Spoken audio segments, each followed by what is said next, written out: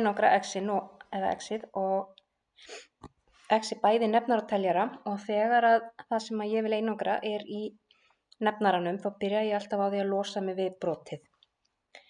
Þannig að ég hugsa bara þennan nefnara sem eina heild og margfalda báðar hliðar með þessari heild. Semst það dettur svíinn út hérna megin og sjálfsögðu skrifum við hvað inni í honum en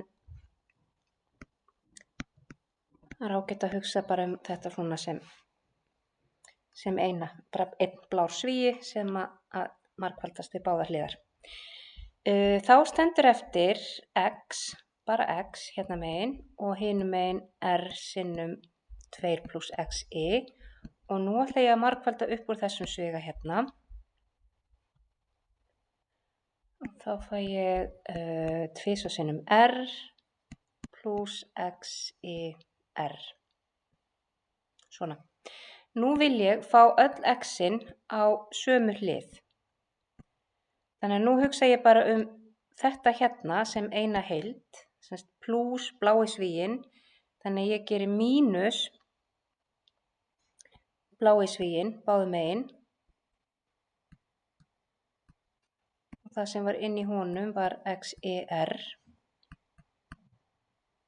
og þá dettur hann út hérna. Eftir stendur x mínus xir sama sem 2r. Nei, 2r, ekki rr. 2r. Þannig nú eru x-in komin á sömu hlið en þau eru sitt hvorum liðnum.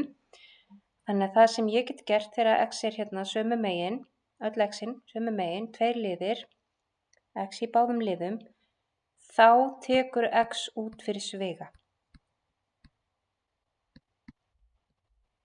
Og nú þetta orðið þannig að þú ert bara með x sinnum einhver svíi og þá hugsaðu svigan sem eina heild og deilir báðum megin með þessum sviga.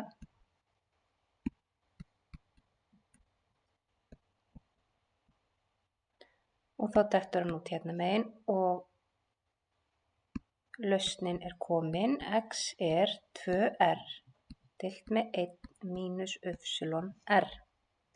Þetta er smá svona já, allavega losna fyrst við brotið og reyna svo að fá öll x-in sömu megin, taka x-ið síðan út fyrir sviga og þá er hægt að einangra. Það er svona, já, aðferðin.